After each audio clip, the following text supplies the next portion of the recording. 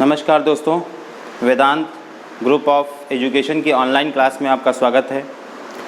तो दोस्तों, आज हम लोग का क्लास जो है वो ज्योग्राफी का है, भूगोल पढ़ेंगे हम लोग। और भूगोल में हम लोग कौन सा भूगोल पढ़ेंगे? भारत का भूगोल। ठीक है ना बच्चों? ओके, तो अच्छा, उम्मीद है आप लोग की क्लास ठीक ठाक चल रही होगी। ओके, सुचारू ढंग से। कोई बहुत ज़्यादा अव्यवस्था हो, कोई दिक्कत हो तो उसको जो है आप जो है लिख दिया करो या हमारे व्हाट्सअप नंबर पे जो है संपर्क कर दिया करो, बता दिया करो। ठीक है ना? कोई भी दिक्कत हुआ करे। ओके, नेटवर्क में थोड़ा सा रहा करो। और बहुत सारे बच्चों का जो है HD में वीडियो देखोगे तो दिक्कत होगी। मैं बार बार रोज़ रोज़ कहता हूँ, हमें सर नहीं बताया था, उसको लो क्वालिटी में थोड़ा सा लगा लो तो उसमें आपका डाटा भी बचेगा और अच्छा सा वीडियो चलेगा। ठीक है? ओके, तो उम्मीद है धीरे धीरे करके दिन प्रतिदिन ठीक हो रहा है और लोग भी जुड़ रहे हैं। ओके, कुछ लोग जो है इसमें से नहीं देख पा रहे हैं एक्चुअली में उनकी जॉब या किसी समस्या के कारण। तो बहुत जल्द उम्मीद है हम लोग जो है 2-3 दिन के अंदर अंदर शाम को 8 से 10 या 7 से 9 बैच हम लोग चालू करने जा रहे हैं। ठीक है? तो शायद मे भी 7 से 9 हो सकता है बैच चालू हो जाए 2-3 दिन के अंदर अंदर, यानी कि ओके। तो उसमें फिर अगर किसी को मॉर्निंग में समस्या है तो वो, हालांकि इस बैच में कोई दिक्कत नहीं होगी, इसमें नए, क्योंकि फिर से दोबारा पढ़ना पड़ेगा, इतना आप पढ़ चुके हो। ठीक है ना? जो लोग बिल्कुल नए हैं सिविल सर्विसेज के लिए तो वो उसमें अपना वो मेन बैच जो रहेगा वो पीसेस का बैच रहेगा। ठीक है? चलिए, अच्छा, तो हम लोग टॉपिक करते हैं भूगोल। तो भूगोल आज 3-4 दिन के बाद हम लोग करने जा रहे हैं भूगोल में हम लोगों ने सिलेबस चर्चा कर लिया है और भूगोल को ये बता दिया था कि 2 हिस्सों में बांटते हैं। एक आपका विश्व का भूगोल, एक बच्चों होता है कौन सा? भारत का भूगोल। ठीक है? तो अभी ये टच नहीं किया गया, ये बिल्कुल नहीं पढ़ा है हम लोगों ने। इसमें बता दिया था आपको क्या क्या चीज़ें पढ़नी है ना? सोलर सिस्टम, विश्व के पर्वत, पठार, ज्वालामुखी, महाद्वीप, महासागर, जलधाराएं, जल संधियाँ, है ना, तमाम जो है वो सारी चीज़ें हम लोग कहाँ पढ़ेंगे जाके? इसमें पढ़ेंगे जाके। भारत के भूगोल की अगर बात करें हम लोग, है ना, तो इसमें हम लोगों ने 3 टॉपिक शायद कर लिए। एक तो भारत का सामान्य परिचय कर लिया था, भारत का सामान्य परिचय ये आपका हो गया था। ठीक है? तो इंट्रोडक्शन ऑफ इंडिया हो गया था कि भारत जो है, भारत का अक्षांशीय विस्तार कितना है, देशांतरीय विस्तार कितना है, भारत में टोटल राज्य कितने हैं, कितने केंद्र शासित राज्य हैं। ठीक है ना? तमाम चीज़ों पर जो है भारत का विस्तार पूरा हम लोगों ने इस टॉपिक लगभग 2 या 3 क्लास में इस टॉपिक को कंप्लीट किया था। जिन लोग का छूटा हुआ है परेशान हो, किसी एक्स्ट्रा क्लास हम ले लेंगे तो उसमें पढ़ा देंगे। ओके, दूसरा टॉपिक हम लोगों ने जो चालू किया था वो चालू किया था भारत के, है ना, भौगोलिक क्षेत्र, भारत के भौगोलिक क्षेत्र, है ना बच्चों? ये तो टॉपिक हम लोग कर रहे थे। तो ये टॉपिक हम लोग का चल रहा था भारत के भौगोलिक क्षेत्र। ठीक है? तो इसको हम लोग पढ़ेंगे और इसके बाद फिर देखेंगे कोई नया टॉपिक शुरू करेंगे। तो फिलहाल अभी हम लोग जो है इसी टॉपिक पर चर्चा करेंगे, भारत के भौगोलिक क्षेत्र। देखिए, भूगोल को पढ़ने के लिए क्या होता है, भूगोल को यानी कि पृथ्वी को, यानी कि भारत को कह सकते हो, भारत का भूगोल पढ़ना है तो भारत को जानना बहुत ज़रूरी है। अगर आपने भारत भ्रमण किया है तो फिर आपको बहुत ज़्यादा भूगोल में दिक्कत नहीं होती है और सारी चीज़ें आपको पता होती हैं ना, कि रोहतांग दर्रा कहाँ है, तो पता लगा भाई कभी भी मनाली घूमने गए हो तो निश्चित है रोहतांग गए होगे, राइट ना? तो फिर आपको पता होगा रोहतांग दर्रा कहाँ है। ठीक है ना? अब आपसे पूछ दिया जाए, ये बताइए भाई आपकी चंद्रशेखर आज़ाद पक्षी विहार कहाँ है, तो आपको पता है कि यार उन्नाव में, नवाबगंज में स्थित है, राइट ना? तो उसमें कोई बहुत बड़ी चीज़ नहीं होती है। वही चीज़ें जिन जगहों पर आप घूमे हो, जिन जगहों को आपने देखा है, तो वहाँ पर आपको समस्या नहीं होनी है। लेकिन अब पूरा भारत तो घूमा नहीं जा सकता है, या अभी आप क्या है, अभी आपकी जॉब भी नहीं लगी है, राइट ना? तो इसलिए क्या करना है, आपको अच्छे से पढ़ना है, उसको समझना है कैसे इसका निर्माण हुआ, कहाँ तक इसका विस्तार हुआ, क्या क्या इसके हमको फ़ायदे हैं, क्या क्या इसके जो है पर्यावरण के दृष्टिकोण से फ़ायदे हैं और क्या क्या इसके इसमें संसाधन के दृष्टिकोण से फ़ायदे, वो तमाम चीज़ों को बच्चों हम लोग जो हैं इसमें देखेंगे। ठीक है? तो चलिए, तो भारत के जो भौगोलिक क्षेत्र टॉपिक हम लोग का चल रहा था, इसमें हमने आपको बताया था कि भारत को टोटल जो है हम लोग कितने भागों में बांटते हैं? 6 भागों में। तो 6 भागों में थोड़ा सा रिकैप हम लोग कर रहे हैं, ये सब हम पढ़ा चुके हैं आपको। ठीक है ना? जो लोग नए जुड़े हुए हैं या थोड़ा सा आपको एक ताजगी हो जाए। ओके, तो ये आपका कौन सा था? हिमालय। ओके, हिमालय पर चर्चा पिछली क्लास में हो चुकी थी। हिमालय का निर्माण कैसे हुआ, ये सारी चीज़ें मैंने बता दी थी। उसके बाद दूसरा सेक्टर जो है ये आपका कौन सा होता है? ये आपका है कौन सा? मैदान। कौन सा बच्चों? मैदान। और तीसरा हिस्सा कौन सा होता है? ये होता है आपका कौन सा? पठार। ठीक, तो ये 3 सेक्टर तो आपके ये हो जाते हैं। और इसके बाद अगर हम देखें तो इधर जो है आपका गुजरात के ऊपर ये है आपका क्या, थार का प्रदेश, यानी जिसे कहते हो थार का मरुस्थल।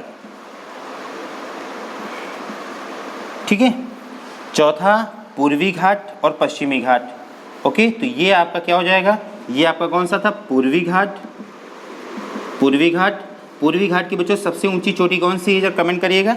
ठीक है ना, पूर्वी घाट की सबसे ऊंची चोटी कौन सी है, पहला क्वेश्चन। और दूसरा क्वेश्चन आपको ये बताना है कि पूर्वी घाट की सबसे दक्षिणतम चोटी कौन सी है, यानी कि दक्षिणतम सबसे नीचे। यहाँ पर हम लोगों ने कितनी चोटियाँ की थी, 6, याद है आपको, ऊपर से लेके नीचे की ओर, नीचे से ऊपर की ओर, ये तमाम चोटियाँ हमने बताई थी इनको क्रम से।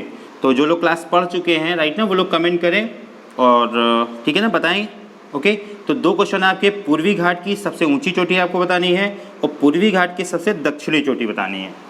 क्लियर है। और तीसरा पॉइंट, पूर्वी घाट का सबसे उत्थित स्थान कौन सा है, उत्थित उठा हुआ स्थान, चले कमेंट करिए। ठीक है ना, आगे देखते हैं।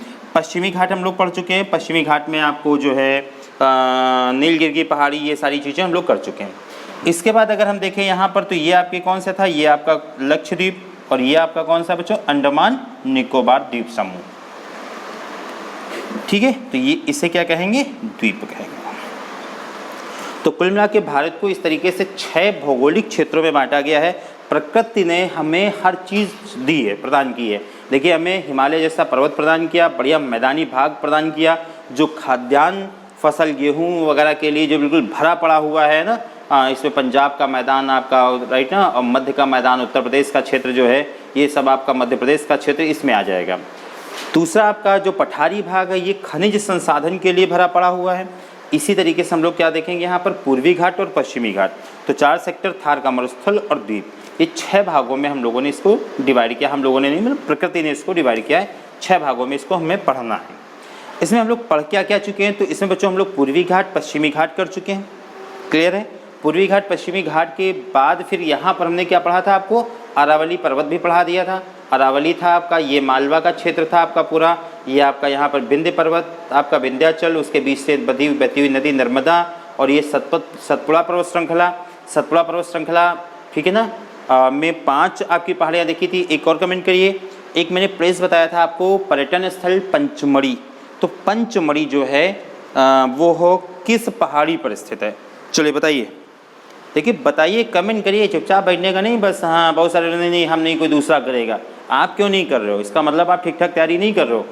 ठीक है ना, तो पंचमढ़ी किस पर्वत या किस जो है पहाड़ी पर स्थित है, आपको बताना है। ठीक है, यहाँ पर हमने क्या बताया था, अरावली पर्वत श्रृंखला। अरावली पर्वत श्रृंखला की सबसे ऊंची चोटी कौन सी थी, तो गुरु शिखर थी, और गुरु शिखर पर कौन सा था बच्चों, माउंट आबू। ओके, तो ये सारी चर्चाएं हम लोग की हो चुकी थी। ठीक, यानी कि पूर्वी घाट पश्चिमी घाट हो गया आपका, फिर आपका ये सारा सेक्टर हो गया। हिमालय हम लोगों ने शायद कंप्लीट कर लिया था, हाँ हो गया था, है ना मुझे। तो हिमालय में हमने क्या क्या पढ़ा था, हिमालय का निर्माण कैसे हुआ था, बताया था 2 यूरेशियन प्लेट और आपकी कौन सी ऑस्ट्रेलियन प्लेट के टकराव से टेथिस सागर के विलोपन के फलस्वरूप जो है हिमालय का जन्म हुआ था। ठीक है, हिमालय जो था उसको हम लोग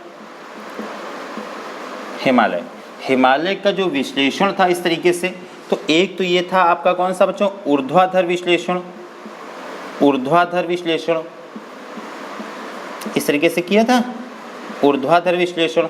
और ये किसने किया था, वाडिया महोदय ने। किसने किया था, वाडिया महोदय ने ऊर्ध्वाधर विश्लेषण। ऊर्ध्वाधर जब हिमालय को हम बांट रहे थे तो किस तरीके से बांटे थे, एक देखिए ये हिमालय, एक ये हिमालय और एक ये हिमालय। हिमालय इस तरीके से 3 भागों में बटा हुआ है, और ये जाकर एक स्टेट ऐसा होता है, एक प्लेस ऐसा होता है जहाँ पर हिमालय की तीनों शाखाएं आपस में मिल जाती है। और इस राज्य का नाम क्या था बच्चों, सिक्किम। और यहाँ से हिमालय की एक इस तरीके से, ओके, तो ये आपका क्लियर है। ये हिमालय कौन सा था आपको, आंतरिक हिमालय। आंतरिक हिमालय, जितनी भी ऊंची चोटियाँ हैं आपकी, वो सब किस में हो जाएंगी, आपकी आंतरिक हिमालय में। ठीक है ना, वो चाहे माउंट एवरेस्ट हो, चाहे कंचनजंगा हो, जितनी चाहे मकालू हो, राइट ना, चाहे आपकी जो है नामचा बरबा हो, चाहे वो नंगा पर्वत हो, वो सब आंतरिक हिमालय या बृहद हिमालय है ना, आंतरिक हिमालय या बृहद हिमालय। दूसरा आपका क्या था, आपका मध्य हिमालय। मध्य हिमालय, इसको क्या कहते हैं, मध्य हिमालय। ठीक है ना बच्चों, और ये मध्य हिमालय। ओके, और जितने भी आपके अधिकतर जो भारत में पर्यटन स्थल हैं वो किस में पाए जाते हैं, वो आपके मध्य हिमालय में पाए जाते हैं। ओके, इस पर चर्चा हुई थी। तीसरा था आपका शिवालिक, शिवालिक या इसी को क्या कह रहे थे हम लोग, बाह्य हिमालय, शिवालिक या बाह्य हिमालय, ठीक है ना। तो ये हमने हिमालय की तीन, ये हिमालय का क्या था, ऊर्ध्वाधर विश्लेषण हिमालय की 3 श्रेणियों पे ये हम बच्चों को पूरा समझा चुके हैं और लिखा भी चुके हैं आपको, ठीक है। Okay good. फिर इसके बाद जो इधर हमने ऊर्ध्वाधर समझ रहे हैं ना, ऊर्ध्वाधर क्या होता है अब तो समझ में आ गया होगा। इस तरीके से जो इसका विश्लेषण होता है कि ये टक्कर हुई तो सबसे पहले आंतरिक हिमालय का निर्माण हुआ, फिर मध्य हिमालय, फिर शिवालिक का। इस तरीके से यहाँ पर हम लोगों ने देखा था एक और कौन सा देखा था, क्षैतिज, क्षैतिज विश्लेषण, ठीक है। और ये किसने किया था, ये किया था सिडनी बुराड़ महोदय ने। किसने किया था बच्चों, सिडनी बुराड़ महोदय ने इसका क्षैतिज विश्लेषण किया था। क्षैतिज विश्लेषण किस तरीके से था कि इस तरीके से हम लोगों ने एक चर्चा किया हुआ था, ये आपका याद है, यहाँ पर एक नदी थी, इस नदी का नाम क्या था, सिंधु नदी, है ना। सिंधु के बाद ये कौन सी थी, ये थी सतलज। सतलज के बाद हम लोगों ने कौन सी पढ़ी थी, काली। काली के बाद हम लोगों ने कौन सी पढ़ी थी, तीस्ता। तीस्ता, और तीस्ता के बाद हम लोगों ने ये पढ़ी थी कौन सी बच्चों, ब्रह्मपुत्र, ठीक है ना। तो ये जो है आपकी 5 नदियाँ, और ये नदियाँ कैसी थी, पूर्ववर्ती नदियाँ, ठीक है ना। तो जब क्षैतिज विश्लेषण करेंगे यानी कि पूर्व से पश्चिम, ये विश्लेषण कैसा था, उत्तर से दक्षिण या दक्षिण से उत्तर की ओर, और ये विश्लेषण कैसा था आपका, तो ये आपका था कौन सा विश्लेषण, क्षैतिज विश्लेषण। तो ये हिमालय जो था, इस हिमालय का नाम क्या हम लोगों ने दिया था, पंजाब हिमालय, है ना, पंजाब हिमालय, या इसी को क्या कहते हैं आप, कश्मीर हिमालय। पंजाब हिमालय या कौन सा था, कश्मीर हिमालय, राइट ना बच्चों। दूसरा जो आपका था ये कुमायूं हिमालय, है ना, गहरवाल वगैरह का क्षेत्र जो है, ये देहरादून वगैरह का क्षेत्र इसी में आ जाएगा, कुमायूं हिमालय, ठीक है। और तीसरा था आपका कौन सा, नेपाल हिमालय, और चौथा था आपका कौन सा, असम हिमालय, ठीक है। तो इस तरीके से हिमालय का ये हम लोगों ने विश्लेषण किया था, पिछली क्लास में हम लोगों ने बच्चों पढ़ लिया था, ठीक है। फिर पंजाब हिमालय कहाँ पर है, जो हिमालय की सबसे ऊंची चोटियां हैं वो अगर हम ऊर्ध्वाधर विश्लेषण की बात करें तो आंतरिक हिमालय में हो जाएंगी, अगर हम क्षैतिज विश्लेषण की बात करें तो फिर कहाँ पे हो जाएंगी, नेपाल हिमालय में हो जाएंगी, ठीक है। तो हिमालय हम लोगों ने कंप्लीट कर लिया था। चलिए, जिसका ये बना नहीं है तो उसको बना लीजिएगा, वीडियो दोबारा देख के बना लीजिएगा, हम लोग आगे बात करते हैं।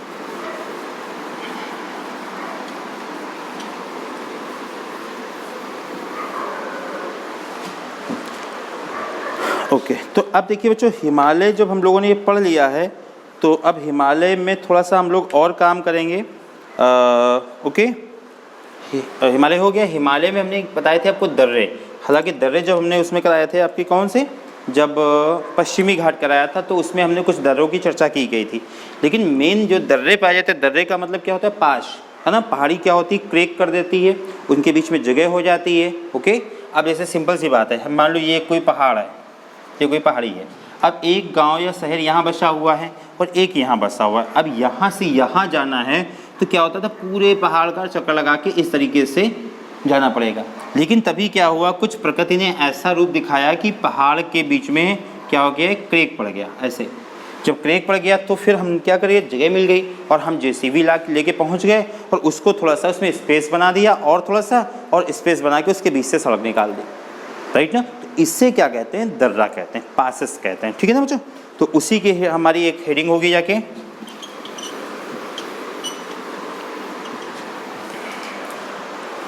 हेडिंग बना डालो, भारत के प्रमुख दर्रे। देखिए बच्चों, हम पूरा रिवाइज करा देते हैं आपको, राइट ना, ताकि आपका रिवीजन होता चले। जितनी बार कोई चीज़ जितनी ज़्यादा बार सुनेंगे, राइट ना, उतना ही बढ़िया आपको तैयार होता चला जाएगा। ओके, तो भारत के प्रमुख दर्रे, ठीक है, ये हेडिंग होगी आपकी। चलिए, तो इसको लिख हेडिंग ला लीजिए, इस पर हम लोग काम करते हैं।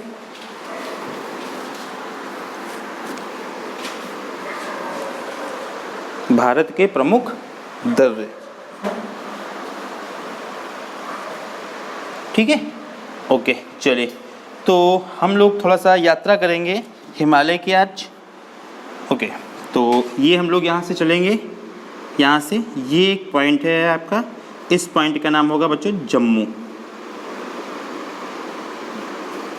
जम्मू, जम्मू से एक नेशनल हाईवे ये जाता है, इसका नाम है आपका NH1, नेशनल हाईवे 1 है ना, राष्ट्रीय राजमार्ग संख्या 1।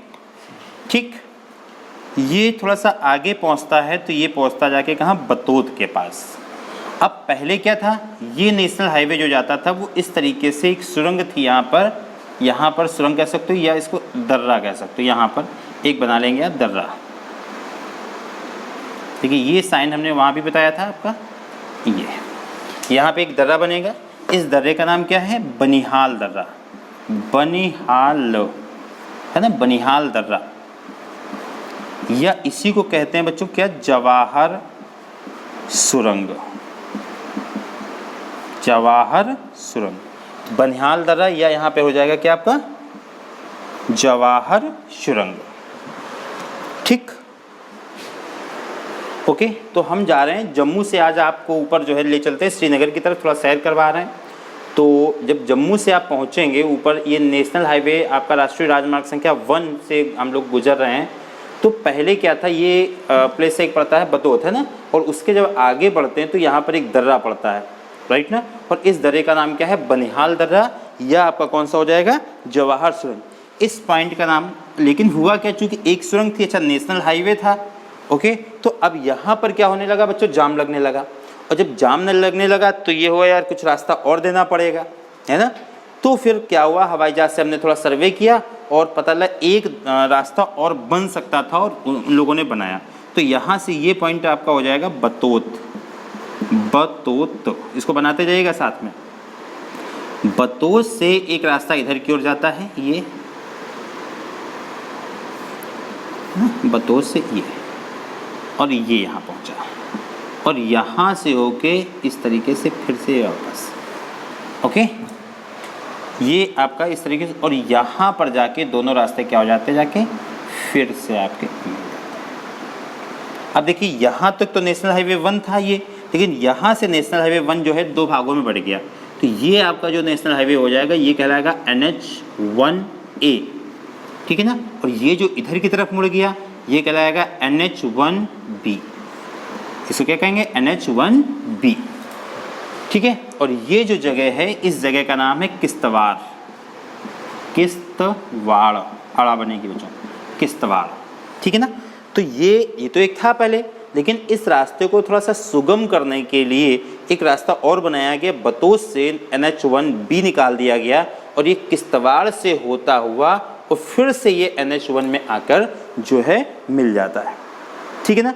और ये अच्छा, इनकी मुलाकात कहाँ पर होती है, तो इनकी मुलाकात होती है बच्चों अनंतनाग, अनंतनाग प्लेस में, ठीक है। अनंतनाग के बाद फिर से क्या बन जाता है, NH1, और NH1 फिर ये ऊपर उठता है, ऊपर जाता है, और ये पहुंचता है जाके कहाँ पर, ये श्रीनगर। ये जो प्लेस है, पॉइंट है आपका, ये प्लेस क्या है, श्रीनगर, ठीक है। तो देखिए ये बच्चों, अगर हम देखें तो यही हिस्ट्री में भी हम आगे जब पढ़ाएंगे तो बताएंगे, जो आपकी शेरशाह सूरी ने एक बनाई थी सड़क GT रोड। तो GT रोड जो थी वो कहाँ से कहाँ तक थी, तो GT रोड जो उन्होंने बनाई थी वो कहाँ से बनाई थी, ये लाहौर से लेकर और कहाँ तक, कलकत्ता तक बनाई थी। लेकिन बाद में भारत का विभाजन हो गया तो ये कहाँ से बची। अब भारत में जो GT रोड यानी ग्रैंड ट्रंक रोड है वो कहाँ से कहाँ तक है, तो वो अमृतसर से लेकर और कहाँ तक है, अमृतसर से लेकर कलकत्ता तक। अब क्वेश्चन ये पूछा जाता है भाई कि GT रोड में कौन से 2 राष्ट्रीय राजमार्ग शामिल हैं, तो GT रोड में कौन से 2 राष्ट्रीय राजमार्ग शामिल हैं, तो NH1 और NH2, ये 2 राष्ट्रीय राजमार्ग शामिल है, ठीक है। तो ये हम लोग कहाँ से पहुँचे, जम्मू से श्रीनगर। जब भी आप जाएंगे कभी इस रास्ते तो ये सारी चीज़ें आपको वहाँ पे मिलेंगी, ठीक है। राष्ट्रीय राजमार्ग संख्या 1 यहाँ से बतौत के पास से 2 हिस्सों में ये बढ़ जाता है, राइट ना, और यहाँ से होते हुए इस तरीके से ये जो है यहाँ से गुजरता है। अब यहाँ पर एक दर्रा और बच्चों मिल जाता है, ये इस दर्रे का नाम है, बहुत फेमस है, पीर पंजाल दर्रा, पीर पंजाल, ठीक है। दर्रों को जो है हम पूरा क्या कर रहे हैं, बॉक्स कर दे रहे हैं, तो जब जम्मू से श्रीनगर के बीच में आप पहुँचे तो आपको दो दर्रे मिले। एक दर्रा मिला कौन सा, बनिहाल दर्रा, और दूसरा मिला पीर पंजाल दर्रा। अब हम लोग क्या कर रहे थे, फैमिली सहित अपना ड्राइवर लेके जा रहे थे अपना घूमने के लिए। तो जब हम लोग श्रीनगर के आसपास पहुँचे तो भाई हम तो गए सो। तो ड्राइवर भाई साहब जो हैं वो श्रीनगर से उन्होंने क्या किया कि श्रीनगर से दाहिने मुड़ने के बजाय इन्होंने कार जो है वो कहाँ मोड़ दी, बाईं ओर मोड़ दी। ठीक है, जब कार को बाईं ओर मोड़ देंगे इधर की ओर, इधर की ओर, तो अब ये जब इधर की ओर मुड़ गए तो पहुँचे एक जगह पे यहाँ पर, तो पता चला कि हम लोग कहाँ आ गए, पाकिस्तान आ गए। राइट ना, हम लोग कहाँ आ गए, पाकिस्तान आ गए। तो ये हुआ भाई चलो भैया वापस लौट चलो, और नहीं तो समस्या हो जाएगी, क्योंकि पाकिस्तान में भाई बिना वीज़ा के हम लोग घुस गए हैं। क्लियर है। तो जब यहाँ पर हम लोग पहुँचे तो यहाँ पर एक रास्ते में एक दर्रा हमको मिला था, ये एक दर्रे से होके गए थे, ये दर्रा यहाँ पे, और इस दर्रे का नाम था बुर्जिल दर्रा। बुर्जिल दर्रा बनाते जाइए बच्चों साथ में, है ना, बुर्जिल दर्रा। तो यहाँ पे देखिए 3 दर्रे आपके बिल्कुल पूरी तरीके से क्लियर हो गए। ठीक है, बुर्जिल दर्रा। और ये जो प्लेस हो जाएगा, ये जो प्लेस है यहाँ पे पाकिस्तान में जहाँ पे हम लोगों ने चाय वाय पी थी, ये था पाकिस्तान का गिलगिट, गिलगिट क्षेत्र। देख लो कैमरे में आ रहा है ना, ये हो जाएगा आपका कौन सा, गिलगिट क्षेत्र। ठीक है, तो 3 दर्रे आपके ओके हो गए। हम लोग जम्मू से यात्रा की कहाँ तक, श्रीनगर, 2 दर्रे, बनिहाल दर्रा, पीर पंजाल दर्रा। फिर हम लोग ऊपर पहुँचे श्रीनगर, श्रीनगर से हम लोग इधर पाकिस्तान की तरफ टर्न किए तो गिलगिट तक पहुँचे, तो मतलब पाकिस्तान में भाई वापस लौट चलो। तो रास्ते में एक दर्रा मिला कौन सा, बुर्जिल। हमने कहा इधर ना चलो भाई, अपने इंडिया के क्षेत्र में चलो। तो फिर जो है कार ड्राइवर ने क्या किया, इधर की तरफ कार लेके आया, और ये जब यहाँ पहुँचे तो ये हम लोग पहुँच गए कारगिल। कारगिल का नाम सुना होगा, युद्ध, राइट ना, ये सब हिमालय की चोटियाँ हैं। ये हम लोग कहाँ पहुँचे, कारगिल, कारगिल। ठीक है ना बच्चों। अब देखिए श्रीनगर और कारगिल के बीच में आपको 2 दर्रे मिलेंगे। ठीक है ना, जब भी घूमने जाएंगे, फिलहाल तो अभी आपको पढ़ना है, नौकरी प्राप्त करनी है, फिर घूमना है। एक दर्रा यहाँ पे मिलेगा आपको, और एक दर्रा यहाँ पे मिलेगा। ठीक, ये जो दर्रा था इसका नाम था जोजिला दर्रा। वेरी इंपॉर्टेंट, बहुत पूछा जाता है जोजिला दर्रा। कहाँ स्थित है, जम्मू कश्मीर में है आपका ये। और कहाँ पर है ये श्रीनगर और कारगिल, श्रीनगर और कारगिल के रास्ते पर ये पड़ता है। जोजिला सॉरी गड़बड़ लिखा बच्चों, ये कौन सा हो जाएगा, जोजिला दर्रा। और एक ये दर्रा मिल जाएगा, इसका नाम था क्या, खारदुल्ला दर्रा। कौन सा दर्रा है ये, खारदुल्ला दर्रा। ठीक है, तो श्रीनगर और कारगिल के रास्ते पर 2 दर्रे मिले। मेन उद्देश्य हमारा क्या हेडिंग चल रही है, हमारे हेडिंग चल रही है दर्रे। ठीक है ना, पासेस। तो जम्मू से जब हम लोग पहुँचे श्रीनगर तो 2 दर्रे, बनिहाल दर्रा, पीर पंजाल दर्रा, बुर्जिल दर्रा। यहाँ पे 3 दर्रे ये हो गए, चौथा जोजिला दर्रा पढ़ लिया, और 5वां हम लोगों ने खारदुल्ला दर्रा पढ़ा। ठीक, चलिए फिर जो है हम लोग थोड़ा सा और गाड़ी आगे बढ़ाई भाई, ये पहुँचे यहाँ, और यहाँ से हम लोग इधर नीचे उतरेंगे।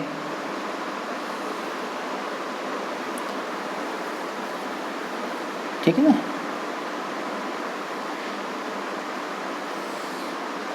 और ये आ गए हम लोग कहाँ पर, मनाली।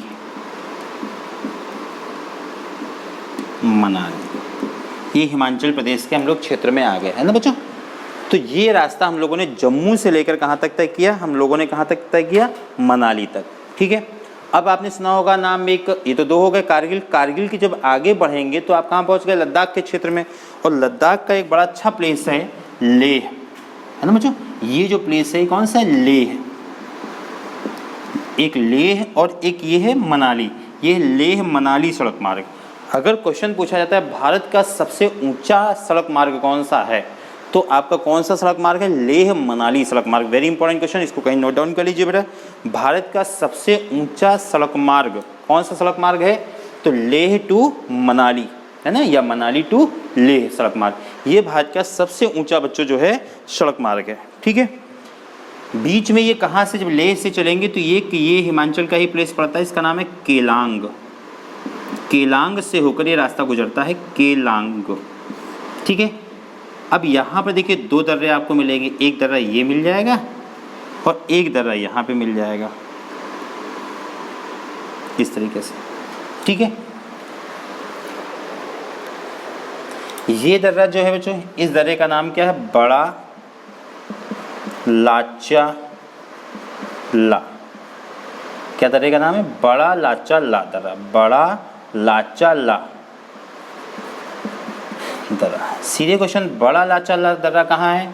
तो ये कहाँ पड़ेगा कि हिमाचल प्रदेश में। ये क्षेत्र जो है किसका हो जाएगा? ये हिमाचल प्रदेश का ही क्षेत्र है और हिमाचल प्रदेश में स्थित है और लेह और मनाली सड़क मार्ग पर। और इस दर्रे की तो बात ही ना पूछो, है ना। सबसे ज़्यादा जो रिपीटेड दर्रा है वो आपका ये है, जिसका नाम क्या है? रोहतांग। सीधे पूछता है रोहतांग दर्रा कहाँ स्थित है, तो रोहतांग दर्रा कहाँ हो जाएगा आपका? ये आपका हिमाचल प्रदेश में स्थित है बच्चों। ये मनाली से लगभग आपका वही करीब 40-45 किलोमीटर दूरी पर स्थित है रोहतांग दर्रा। ठीक है, तो उम्मीद है समझ में आया। अब देखिए कितने कितने हम लोगों ने चौकोर बॉक्स, जितने भी चौकोर बॉक्स हैं वो आपके दर्रे हैं। बनिहाल दर्रा, पीर पंजाल दर्रा, बुर्जिल दर्रा, है ना, कहाँ पर है? श्रीनगर और गिलगित के बीच में। 3 ये आपके हो गए। चौथा हम लोगों ने देखा जोजिला दर्रा, जोजिला, राइट है। चौथा हम लोगों ने कौन सा देखा? जोजिला दर्रा देखा बच्चों। ठीक है, और 5वां खारदुला दर्रा देखा, 6वां आपका बड़ा लाचाला दर्रा देखा और 7वां आपका रोहतांग दर्रा देखा। ठीक है, तो ये डायग्राम जल्दी से बना लीजिए। हाँ, ओके। हाँ, फ़ोटो खींचने का कोशिश मत करिए। कुछ लोग स्क्रीनशॉट लेने की कोशिश कर रहे हैं तो वो कृपया ना करें, क्योंकि स्क्रीनशॉट सॉफ्टवेयर में नहीं होगा आपका, है ना। मैंने पहले ही बताया हुआ था, ना तो स्क्रीनशॉट हो सकता है, ना तो आप इसको डाउनलोड कर सकते हो, है ना।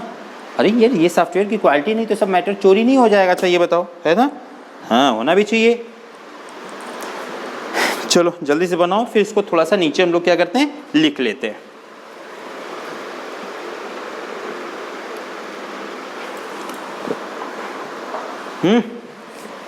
चलिए लिखते हैं। देखिए लिखो। तो ये सारे पॉइंट क्लियर हो गए? नीचे लिखते जाओ।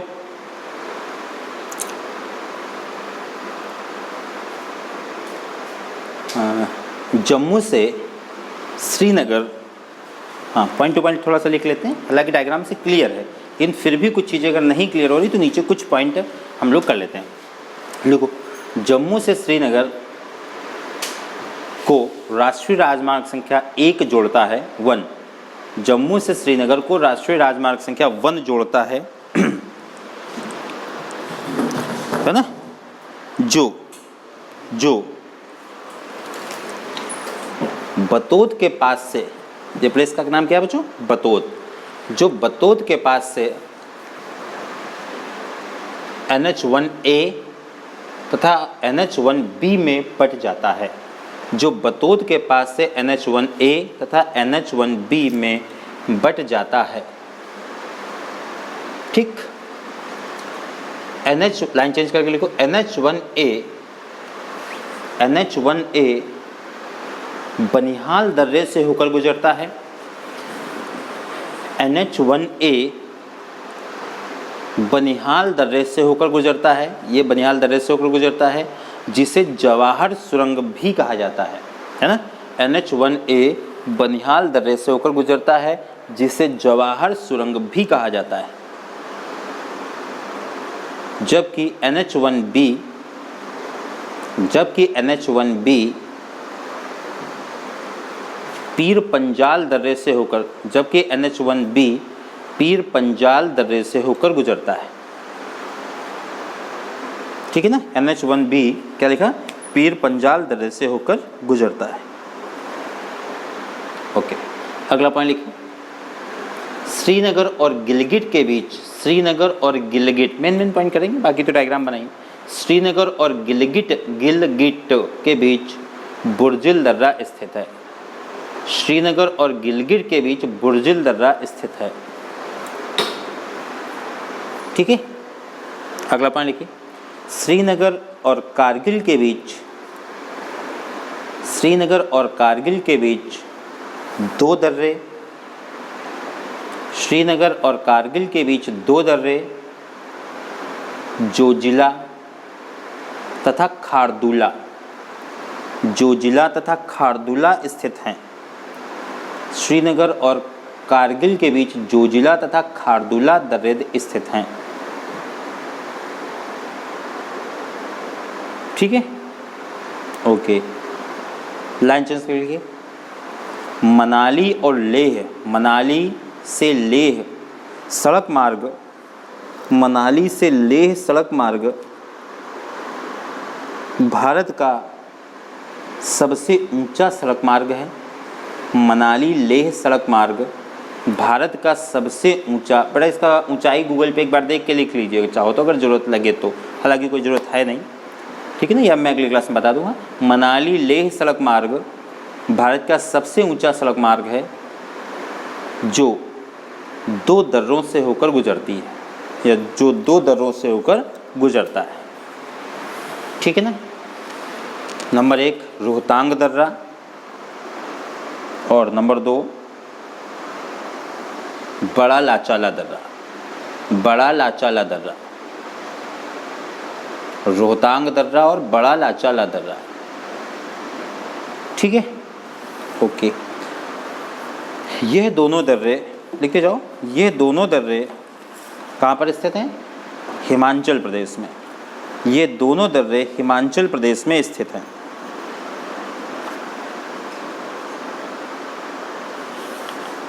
ठीक है ना, ये दोनों दर्रे हिमाचल प्रदेश में स्थित हैं। ठीक है ना बच्चों। अच्छा, 2-3 दर्रे उधर हम लोगों ने पढ़ लिए थे, भोर घाट, पाल घाट, सिंहकोटा, याद आया आपको जब हम पढ़ रहे थे? कौन सा घाट है वो?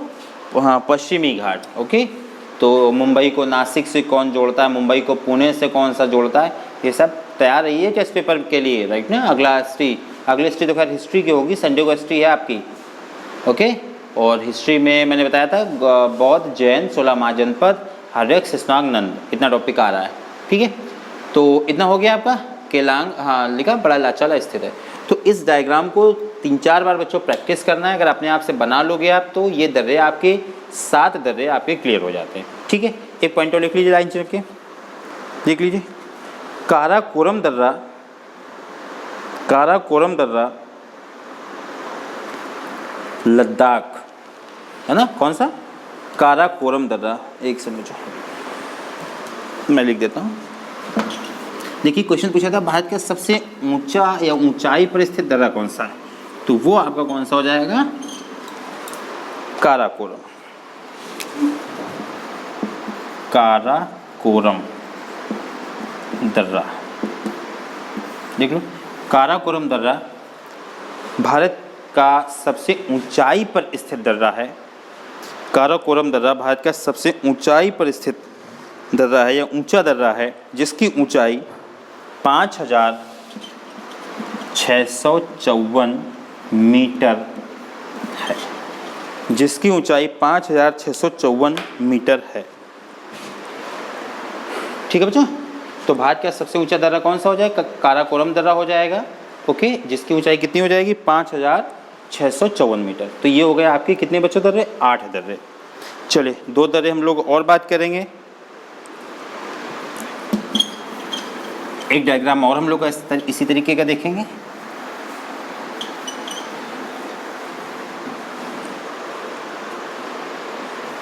ठीक है, तो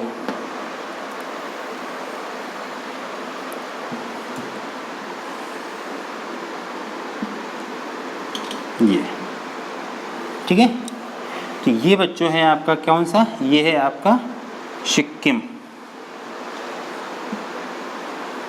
ठीक है, और ये आपका देश पे पड़ जाएगा भूटान, भूटान।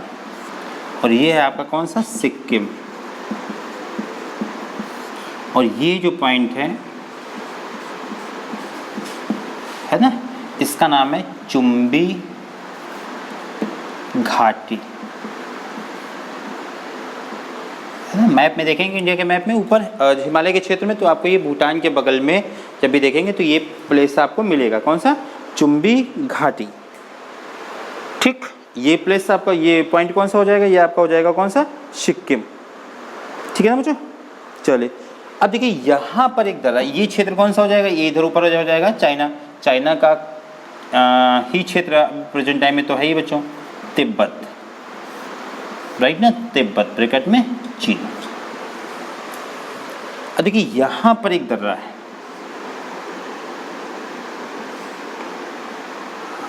कमेंट करिएगा कौन सा दर्रा है। हाँ है ना, कैलाश मानसरोवर की यात्रा इस दर्रे से होकर होती है। इस दर्रे का नाम है नाथुला दर्रा। कौन सा बच्चों? नाथुला। ठीक है ना।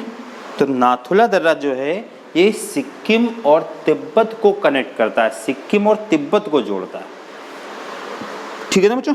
चलिए इसी तरीके से जब इधर से होके इस तरीके से आएंगे तो यहाँ पर ऊपर क्या है, यहाँ पर देखिए ये ऊपर कश्मीर, कश्मीर से इस तरीके से होते हुए है तो यहाँ पर क्या पड़ जाएगा आपका जाके हिमाचल। और हिमाचल का एक शहर है जिसका नाम है क्या, शिमला, है ना। क्या नाम है? शिमला। शिमला और ये वही हो जाएगा क्या आपका, तिब्बत पूरा। ये एक प्लेस और है, ये प्लेस कह रहे हैं दर्रा, ये एक बच्चों दर्रा हो रहा है। इस दर्रे का नाम क्या है? इस दर्रे का नाम है शिपकीला दर्रा।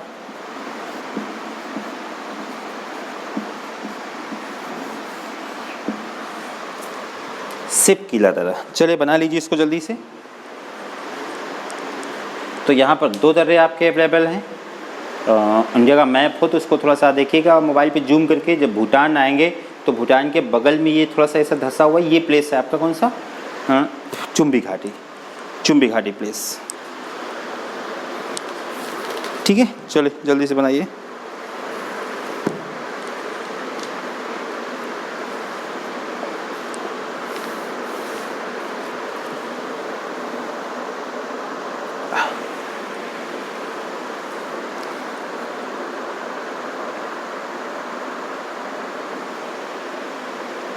हो गया। चलिए एक और बच्चों यहाँ पे बना सकते हैं। ये सिक्किम और भूटान को कनेक्ट करता है यहाँ पर। इस दर्रे का नाम जेलेप्ला, जेलेप्ला दर्रा है ना। इस दर्रे का नाम क्या हो जाएगा? जेलेप्ला दर्रा। तो उधर पीछे हम लोग कितने दर्रे पढ़ के आए थे बच्चों? 7 दर्रे वो थे पीछे, क्लियर है। और 3 दर्रे हम लोगों ने, हाँ एक काराकोरम देखा था, 8 दर्रा। और फिर सिम आपका ये यहाँ पे कितने हैं? 3, नाथुला, शिपकीला और जेलेप्ला दर्रा। ठीक, चले कुछ पॉइंट लिख लेते हैं इसमें नीचे जल्दी से, और फिर इसमें हम लोग कुछ दर्रे और देखेंगे। फिर ये टॉपिक आपका ख़त्म हो जाएगा। फिर हम लोग पढ़ेंगे क्या आज? थार का मरुस्थल। ठीक है, चले लिखिए थोड़ा सा।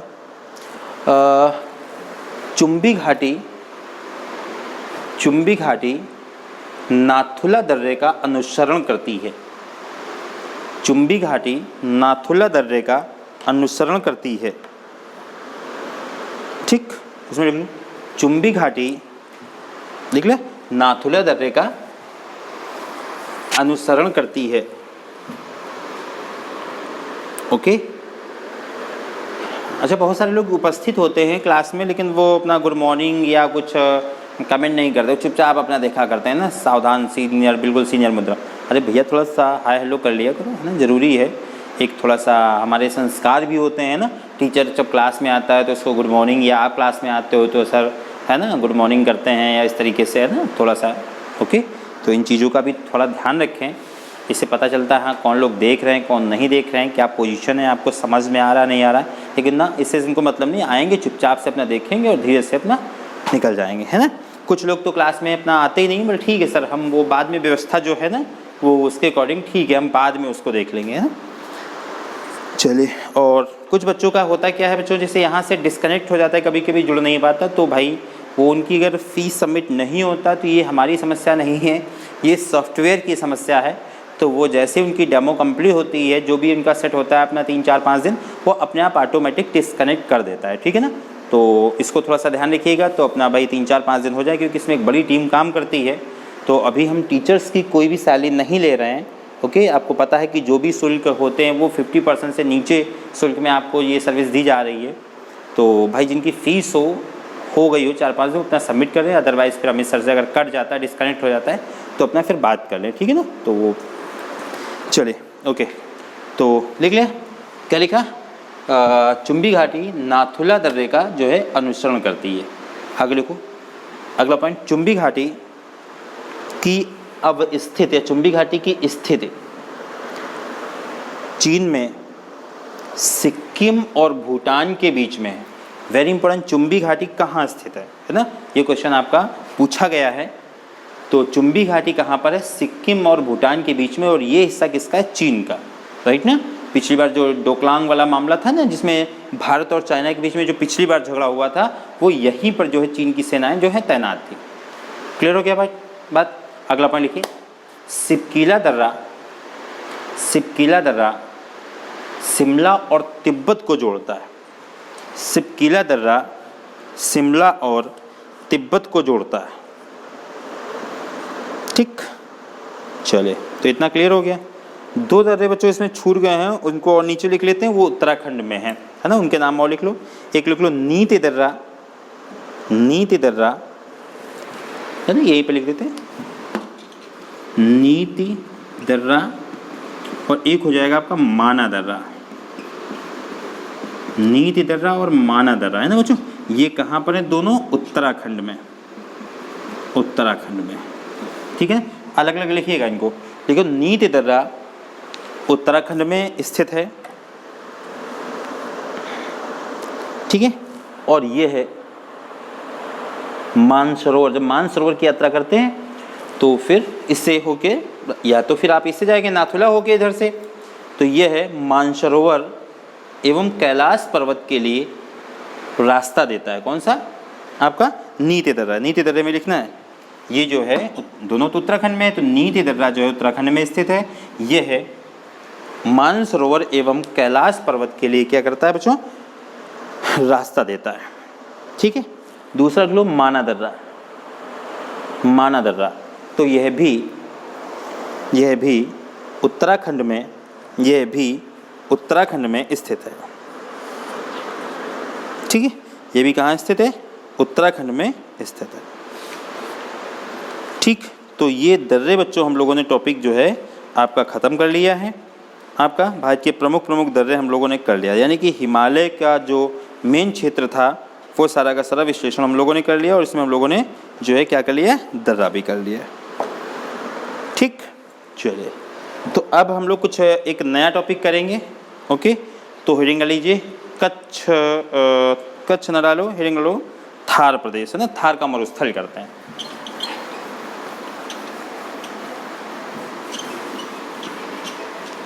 तो ये दर्रे देख लीजिए, और अच्छा कोई नया दर्रा मान लो मिल जाए या हमसे मिस हो गया, तो फिर अपने जो है नोट्स में इसको इंक्लूड कर लो। लगभग हम लोगों ने दर्रे कर लिए हैं, तो जितने दर्रे आपके एग्ज़ाम में पूछे जाते हैं तो लगभग 14-15 दर्रे हम लोगों ने कर लिए हैं, ठीक है ना बच्चों? ओके, समझ में आ रहा है ना? कुछ हाँ हूँ बोल दिया करो भाई। कुछ लोग तो ठीक जवाब देते हैं, कुछ अपना बोलते ही नहीं हैं, वो सोचते नहीं हम क्यों करें, दूसरा करेगा। ओके, तो चलिए फिर अब हम लोग देखेंगे थार का मरुस्थल।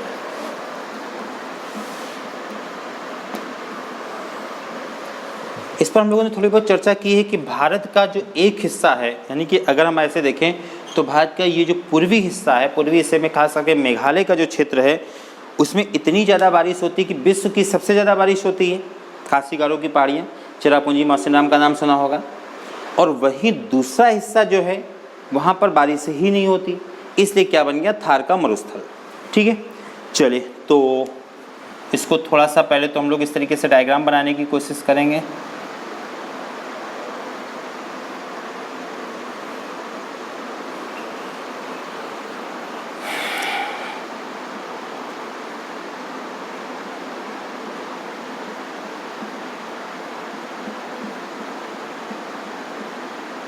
ये आपका ओके, ये आपके यहाँ पे हो जाएगा कच्छ का रण, ये आपका कच्छ का, इसको क्या बोलते हैं? कच्छ का रण कहते हैं। कच्छ में क्या जंगली गधों के लिए बड़ा फेमस है।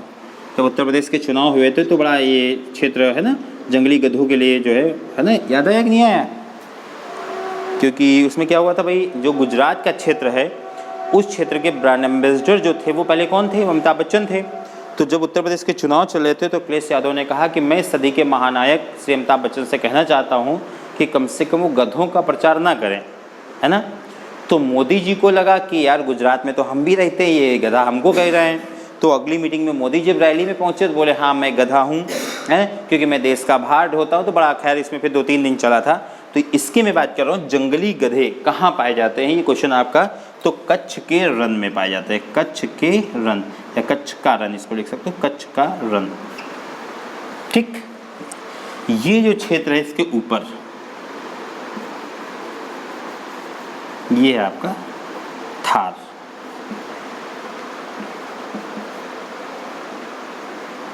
समझो, थार का मरुस्थल। क्लियर है? तो ये है थार का मरुस्थल आपका। तो पहले तो आपको पता होना चाहिए भाई थार का मरुस्थल है कहाँ। तो थार का मरुस्थल समझ में आ गया, कच्छ का जो रन है उसके ऊपर। ओके, ये आपका कौन सी पर्वत श्रृंखला है? ये तो आपको पहचान ही गए होंगे, कौन सी है? अरावली। अरे यार वही गुरशिखर और कौन सा माउंट आबू वाला, है ना। इधर क्या हो जाएगा? मालवा का पठार, उसके नीचे आएंगे फिर वही आपका विंध्य पर्वत और ये सब। तो ये है आपका क्या? थार का मरुस्थल। तो इसकी अवस्थिति तो समझ में आ गई, यानी कि पंजाब और हरियाणा का जो क्षेत्र है इसके ऊपर, राइट ना, या इसके बगल में कच्छ के रन के ऊपर और ये अरावली पर्वत, ठीक है ना, कि जो है कौन सा ये हो जाएगा पश्चिमी क्षेत्र में जो कच्छ का रन जो है अवस्थित है, ये उपस्थित है। ठीक, तो ये तो है गई इसकी अवस्थित। अब आखिरकार यहाँ पर वर्षा होती क्यों नहीं, या बना कैसे? तो ये भी बहुत समझना आवश्यक है। देखो बच्चों, जब हम मानसून पढ़ेंगे तो उसमें देखेंगे मानसून की 2 शाखाएं होती हैं। जो मानसून की हवाएं आती हैं जो, राइट ना, वो कहाँ कब आती हैं? गर्मियों में। अगर हमारे यहाँ गर्मी ना पड़े तो निश्चित है कि बरसात ही नहीं होगी। जिन क्षेत्रों में जहाँ पर गर्मी नहीं पड़ती है वहाँ पर बरसात नहीं होती। जब ये सारी चीज़ें हम लोग क्या है मानसून में समझेंगे, क्योंकि होता है क्या, जब टेम्परेचर अधिक होता है तो प्रेशर क्या होता है? कम होता है, ठीक है ना। और हवाएं हमेशा कहाँ चलती हैं? High pressure to low pressure. तो इस समय हमारे यहाँ का क्या पोजीशन है? लो प्रेशर होता है, राइट ना। और हवाएं किधर से किधर की ओर चलती हैं? High pressure to low pressure. तो जब गर्मी पड़ेगी तभी तो लो प्रेशर होगा, क्योंकि बायल के नियम, चार्ल्स के नियम पढ़े होंगे आपने। क्या कहता है वो, राइट ना, कि टेम्परेचर और प्रेशर का रिलेशन कैसा होता है? अपोजिट होता है, उल्टा होता है। ठीक है, तो 2 तरीके की हवाएं होती हैं। एक तो यहाँ से देखिए हवाएं उठती हैं, ये आपका कौन सा हो जाएगा? आपका इधर तो आपकी हो जाएगी बंगाल की खाड़ी, ठीक है ना। इधर क्या हो जाएगा आपका? बंगाल की खाड़ी। और इधर कौन सी हो जाएगी? आपका अरबियन सी, है ना। इधर क्या हो जाएगी? आपकी अरबियन शाखा, है ना। तो अब देखिए यहाँ से जो अरबियन शाखा और ये आपकी बंगाल की खाड़ी वाली शाखा, ठीक है ना। तो आपका इधर भी समुद्र भरा हुआ है, इधर भी समुद्र भरा हुआ है। तो इधर से जो हवाएं चलती हैं वो देखिए कैसे जाती हैं, वो होता क्या है? इसके पैरेलल इस तरीके से निकल जाती है। देखिए इसकी मेन जिम्मेदार कौन है? अरावली पर्वत। अरावली पर्वत होने के कारण जो ये हवाएं हैं, यानी हवाओं की 2 शाखाएं जो होती हैं, ये कौन सी होती है? अरबियन शाखा, इसको कहते हैं अरबियन शाखा। और एक शाखा इधर से आती है, इधर से, ये कौन सी होती है ना, वे ऑफ बंगाल, आपकी बंगाल शाखा जो बंगाल की खाड़ी से उठती है इस तरीके से, राइट ना। अब होता क्या है, ये यहाँ पर जाके टकरा जाती हैं हवाएं और टकराकर वापस लौट जाती हैं, राइट ना। तो इस क्षेत्र को क्या कहते हैं? वृष्टि छाया प्रदेश। यहाँ पे क्या कहते हैं इसको? वृष्टि छाया प्रदेश। यानी कि ये जो हवाएं होती, जो मानसूनी हवाएं होती हैं, ये अरावली पर्वत तक तो पहुँचती है और अरावली पर्वत से टकराकर वापस लौटती हैं, ठीक है ना। मान लो फॉर एग्जांपल हम क्या करें, मान लो कोई चीज़ ले लीजिए, मान लो ये रुमाल है ना, ये हालांकि इसमें हो सकता है ट्रांसफर। अब यहाँ से हम कोई लाइट डालते हैं तो लाइट क्या है, मान लो इसकी जगह आपने शीशा का टुकड़ा या कुछ और ले लिया आपने मजबूत चीज़, ये लकड़ी का टुकड़ा, तो इस पर लाइट तो पड़ेगी, पड़ने के बाद क्या होगा, यहाँ तक तो खूब प्रकाश होगा, लेकिन यहाँ के बाद क्या होगा, प्रकाश ये वापस लौट जाएगा, लेकिन जस्ट इसके पीछे क्या होगा, अंधकार होगा। यानी एक साइड प्रकाश होगा, दूसरे साइड में क्या होगा बच्चों, अंधकार होगा। जो पीछे का ये अंधकार वाला क्षेत्र होता है, इस क्षेत्र को हम लोग क्या कहते हैं, वृष्टि छाया प्रदेश, है ना। एक सेकंड पानी पी लिया फिर।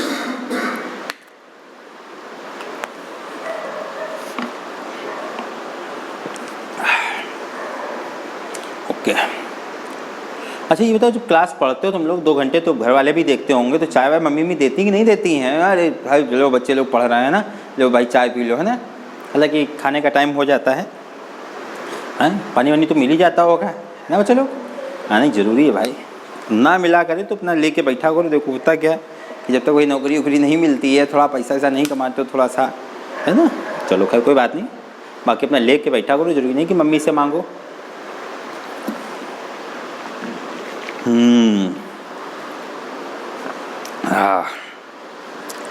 अब ठीक है, चलो तो कुछ समझ में आ रहा है? तो मानसून की 2 शाखाएं, पहले तो हमने देखा कहाँ पर स्थित मानसून की जो 2 शाखाएं, दोनों शाखाएं इस क्षेत्र तक नहीं पहुंच पाती हैं, जिसके कारण से क्या होता है, इस क्षेत्र में वर्षा का अभाव हो जाता है। ये तो इसके पैरेलल निकल जाता है और ये इस तरीके से। तो सबसे पहले तो एक बच्चों चित्र बना लो, है ना। चलो बनाओ जल्दी से।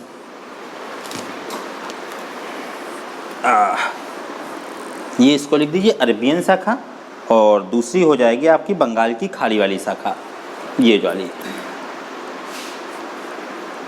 बना लो। ठीक है, थोड़ा गलत सलत बनेगा, थोड़ा टेढ़ा मेढ़ा बनेगा, लेकिन बनाना जरूर है, क्योंकि भूगोल में अगर चित्र नहीं बनेंगे तो फिर भूगोल का कुछ आनंद नहीं होता है।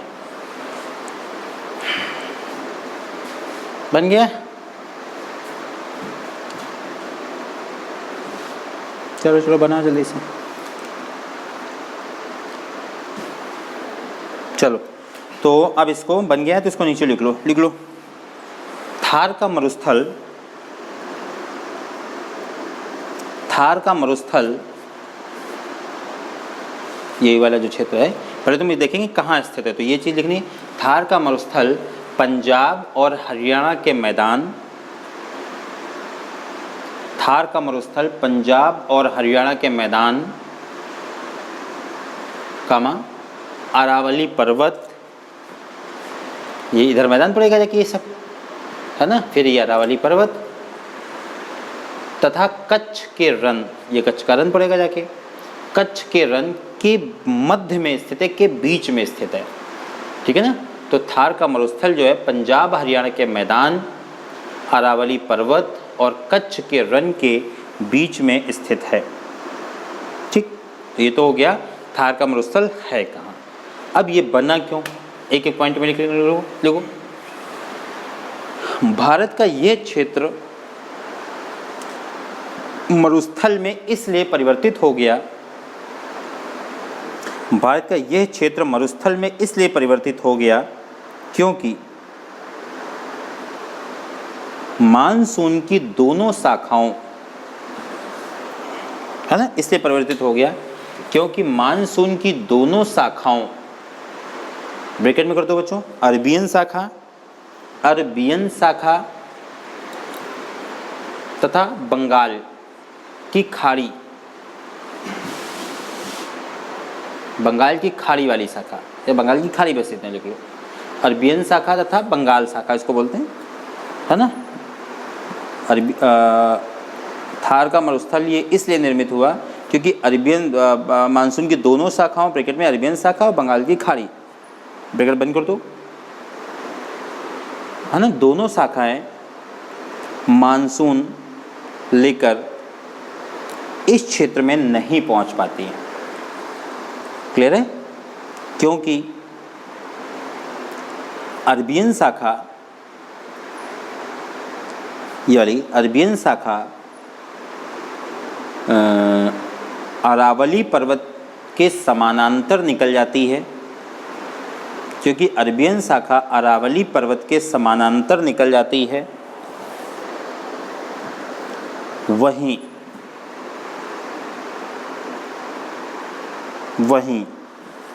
बंगाल की, वहीं बंगाल शाखा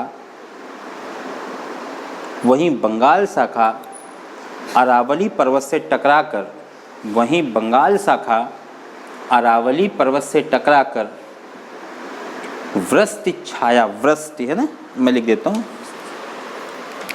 क्या लिखेंगे, वृष्टि, ऐसे वृष्टि छाया प्रदेश का निर्माण करती है, वृष्टि छाया प्रदेश का निर्माण करती है। है ना, बंगाल शाखा वृष्टि छाया प्रदेश का निर्माण करती है। इस कारण इस क्षेत्र में लगातार वर्षा के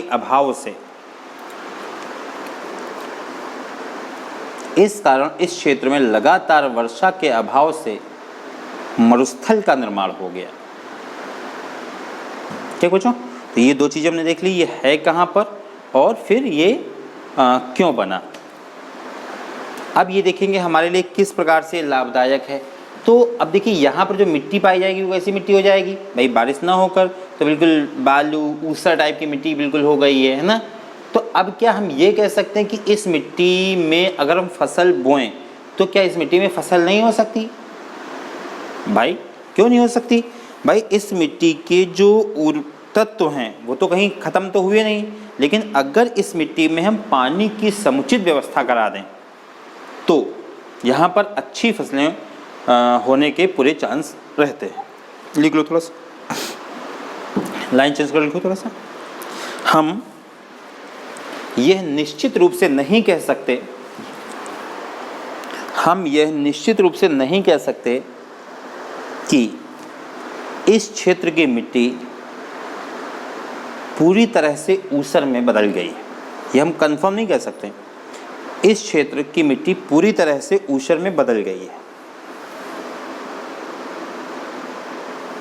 क्योंकि इस मिट्टी में खनिज तत्व या ऐसा लोग खनिज लवण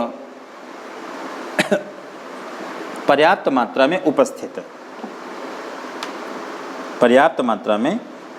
है। ठीक है, अगर रुको, अगर ना लिखो, ये लिखो, भारत ने इसी क्षेत्र के कुछ हिस्से को सिंचित करने के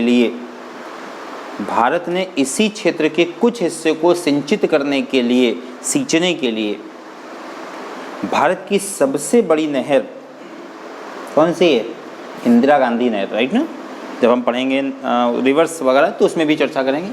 कुछ क्षेत्र को सिंचित करने के लिए भारत की सबसे बड़ी नहर कौन सी? इंदिरा गांधी नहर का निर्माण किया गया है, जो राजस्थान के इंदिरा गांधी नहर का निर्माण किया गया है जो राजस्थान के गंगानगर जिले, जो राजस्थान का गंगानगर जिला है बच्चों, वो पहले ऊसर में कन्वर्ट या तरह मरुस्थल में बदल चुका था। जो राजस्थान के गंगानगर जिले को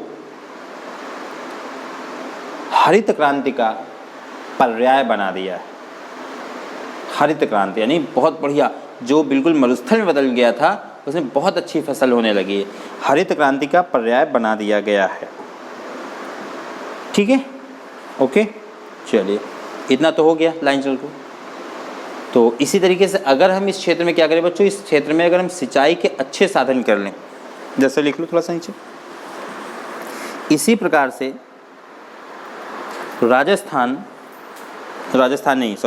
इसी प्रकार से इजराइल ने अपने मरुस्थलीय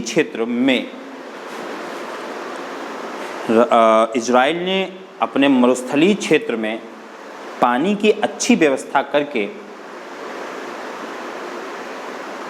विश्व प्रसिद्ध जाफा का संतरा, वेरी इंपॉर्टेंट बच्चों, बहुत पूछा जाता है ना, जाफा का संतरा के लिए कौन फेमस है या कहाँ पाया जाता है? तो विश्व प्रसिद्ध जाफा का संतरा उत्पादित करता है। कहाँ का है? इजराइल का है, और इजराइल के मरुस्थल में बच्चों पैदा होता है। ठीक है ना, तो जाफा का संतरा उत्पादित किया जाता है। ठीक, चलिए लाइन चल लिखिए। थार का यह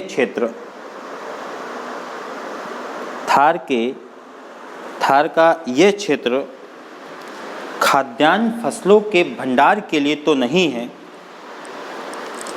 भाई। यहाँ पे अब मरुस्थल में क्या मिलेगा आपको, है ना, गेहूँ तो नहीं पैदा कर लोगे। तो खाद्यान्न फसल का ये क्षेत्र थार का ये क्षेत्र खाद्यान्न फसलों के भंडार के लिए नहीं है।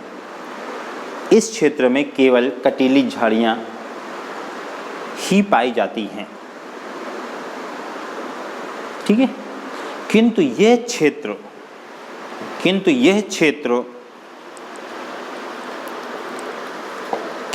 क्षेत्र प्रमुख खनिजों से, या रुको ऐसा लिख लो, ये क्षेत्र प्रमुख, इसको रफ किया दे रहे बच्चों, प्रमुख अलौह धातुओं से भरा पड़ा है। अलौह धातुएं समझ रहे हैं, जिसमें आयरन ना हो, लोहा ना हो। ये क्षेत्र अलौह धातुओं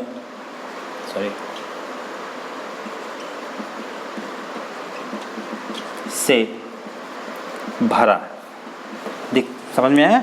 अब देखिए, ये वनस्पति के लिए तो नहीं, कटीली झाड़ी के अलावा यहाँ पे कुछ नहीं, लेकिन जमीन के नीचे जो है इसमें बहुत खनिज संसाधन अवेलेबल है। ठीक है, जैसे आपने सुना होगा प्राचीन काल से यहाँ तक कि सिंधु घाटी सभ्यता से जो खेतड़ी की खान है, काहे के लिए, तांबे के लिए फेमस है, वो इसी मरुस्थल में अवेलेबल है। ठीक है ना?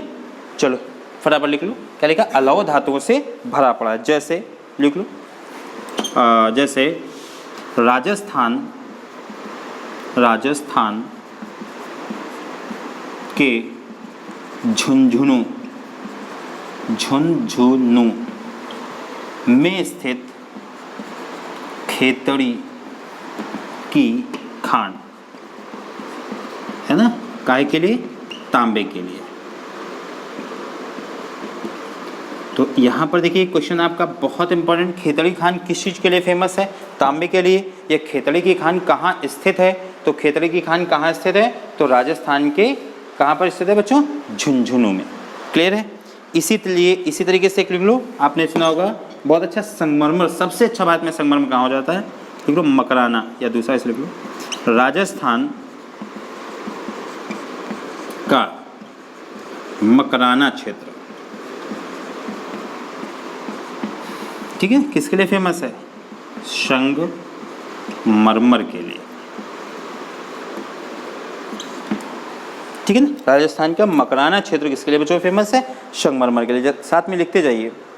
ओके, इसी तरह जोधपुर और जयपुर का क्षेत्र जो है ये भी राजस्थान के हैं। लिख लो भाई, राजस्थान में ही तो मोस्टली पड़ेगा जाके, है? बहुत सारी पिक्चरें भी देखी होंगी, यहाँ शूट किया जाता है। राजस्थान के जोधपुर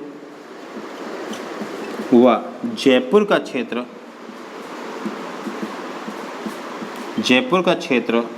अभ्रक, नहीं क्या लिखेंगे? अभ्रक की पट्टी, पूरी एक बेल्ट पाई जाती है अभ्रक की पट्टी के लिए। ठीक है बच्चों, तो ये इसमें सबसे इंपॉर्टेंट हो जाएगी आपकी कौन सी? झुंझुनू की खान। ओके, और एक खान और लिख लेंगे हम इसमें, जाबर की खान। ये भी राजस्थान में स्थित है, वेरी इंपॉर्टेंट है। यहाँ पे लिख लेते हैं, आप उसके नीचे लिखते जाइए, जाबर की खान। जाबर की खान है ना, ये भी कहाँ पर है? राजस्थान में ही, मरुस्थलीय क्षेत्र में हो जाएगा। ये सीसा एवं जस्ता के लिए बड़ी फेमस है बच्चों, सीसा एवं जस्ता के लिए। ठीक है, ओके, तो वेरी गुड।